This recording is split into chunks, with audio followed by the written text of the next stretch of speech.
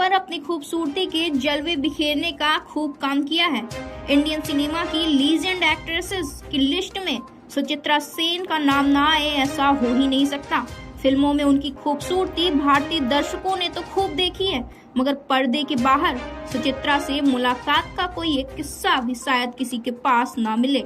सुचित्रा पर्दे से दूर हुई तो यूं ही उनके निधन तक लोग उन्हें दोबारा नहीं देख सके। बता दें, भारत सरकार से सिनेमा में योगदान के लिए मिलने वाला दादा साहब फाल्के अवार्ड भी आता है। सबसे आइकॉनिक एक्ट्रेसेस में से एक सुचित्रा जब जनता की नजरों के सामने आखिरी बार आई थी तो वह 47 साल की थी।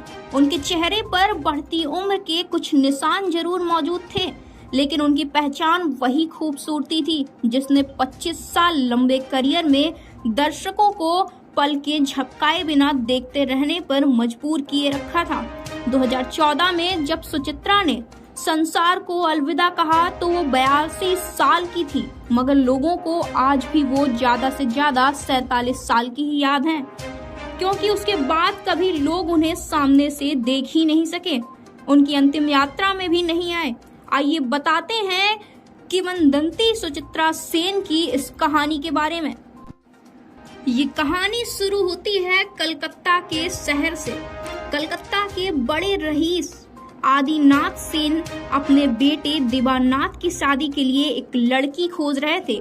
इसी सिलसिले में उन्हें 1947 के बंटवारे में पूर्वी पाकिस्तान, जो कि अब बांग्लादेश है, के पाबना जिले से पश्चिम बंगाल आया एक परिवार मिलता है। 16 साल की रमा दासगुप्ता में आदिनाथ ने न जाने ऐसा क्या देखा कि उसे अपने बहू बनाने का फैसला ले लिया। ये कोई नहीं जानता, लेकिन किस्से बताते हैं कि रमा के आने के बाद आदिनाथ के बेटे दिवानाथ की जिंदगी कुछ ऐसी बदली कि जिसे पार्टी, शराब और जुए की लत लगने लगी थी। वहीं शादी के अगले ही साल रमा को एक बेटी भी हो गई जिसका नाम मुनमुन सेन रखा गया, जिसने भारत में कई भाषाओं की फिल्में की हैं और बड़ी एक्ट्रेस भी बनी है। लेकिन इससे पहले मुनमुन की मां रमा खुद सिनेमा की आइकन बनने निकली थी।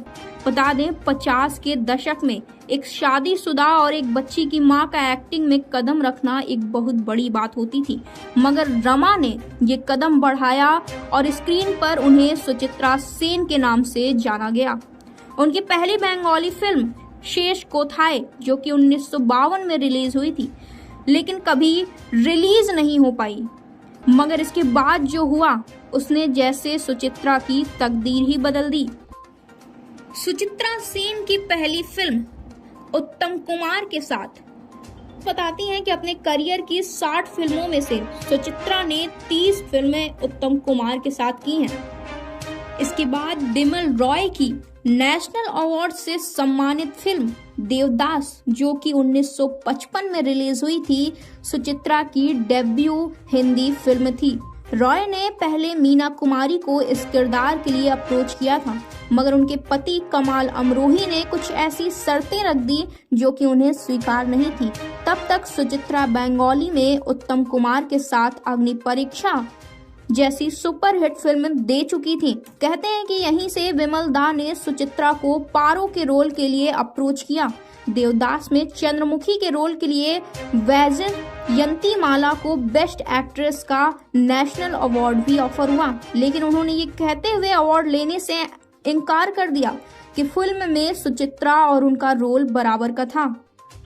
वहीं देवदास में Suchitra Sen, Dilip Kumar, British film critic Derek Malcolm ने एक जगह कहा है कि वो सुचित्रा के एक्टिंग के हुनर को बहुत शानदार था। 1960 के दशक में बंगाली नॉवेल देवी चौधरानी पर फिल्म बनाने का एक फैसला लिया था और लीड रोल लेकर सुचित्रा के पास भी पहुंचे थे।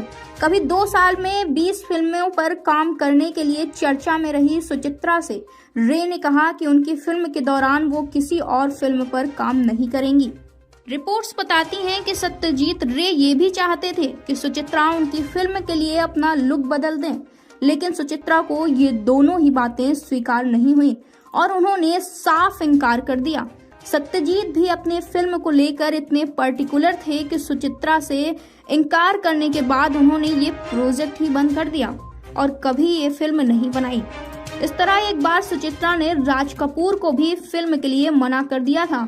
बताया जाता है कि जब वो नहीं मानी तो राज साहब उनसे मिलने कोलकाता तक पहुंच गए। अपने मस्त मिजाज के लिए मशहूर राज कपूर ने घुटनों पर बैठकर सुचित्रा को फूलों का बुके भी दिया था। बताया जाता है कि उनका ये फिल्मी अंदाज सुचित्रा को पसंद नहीं आया और सुचित्रा ने फिल्म के लिए मना करने के बाद अपने एक आदमी से कहा, एक आदमी को औरत के सामने इस तरह झुकने की क्या जरूरत है। सुचित्रा की बायोग्राफी लिखने वाले गोपाल कृष्ण रॉय कहते हैं कि वो बहुत मूडी थी और हमेशा अपने मूड के हिसाब से ही चलती थी, लेकिन एक व्यक्ति के तौर पर वो बहुत खुश रहने वाली और प्यारी महिला थी। वहीं 1978 के दौर में जाएं तो 1978 में सुचित्रा की फिल्म प्रणय पासा रिलीज हुई थी और वो फ्लॉप हो गई थी। इसके बाद उन्हें कभी स्क्रीन पर नहीं देखा गया। उन्होंने पब्लिक की नजरों से खुद को दूर कर लिया और जैसे किसी एकांतवास में रहने लगी हूँ। जब उन्होंने स्क्रीन से दूर होने का फैसला लिया तो राजेश खन्ना ने उनकी पत्नी उनकी फिल्म नती बंदनी पर काम शुरू हो चुका था, मगर सुचित्रा के फैसले की वजह से इसे बीच में ही बंद करना पड़ा। ऐसा भी कहा जाता है कि 1980 में अपने मशहूर स्क्रीन पार्टनर उत्तम कुमार के निधन के बाद उन्होंने जनता की नजरों से खुद को ज्यादा दूर कर लिया था। रिपोर्ट्स बताती हैं कि उत्तम कुमार ने दुनिया को अलविदा कहने से पहले सुचित्रा को फोन किया था और उनसे मिलने की इच्छा भी जाहिर की थी, लेकिन सुचित्रा ने उन्हें कह दिया, मैं बिजी हूँ, बाद में मिलती हूँ।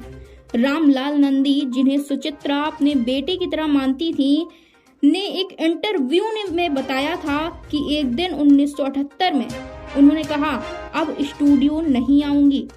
तब मैं इस स्टेटमेंट की वैल्यू समझने लायक समझदार नहीं था। नंदी के uncle Asit Chaudhary Chhayabani production company चलाते थे और सुचित्रा के काफी करीबी भी थे। असित ने ही सुचित्रा को उनके दीक्षा गुरु रामकृष्ण मिशन के प्रेसिडेंट भरत महाराज से भी मिलवाया था।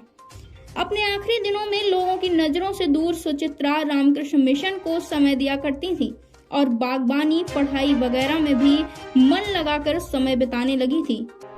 और फिर सुचित्रा सेन ने खुद को जनता की नजरों से कुछ ऐसे दूर किया कि मौत से 36 साल पहले तक वो किसी को नजर ही नहीं आई।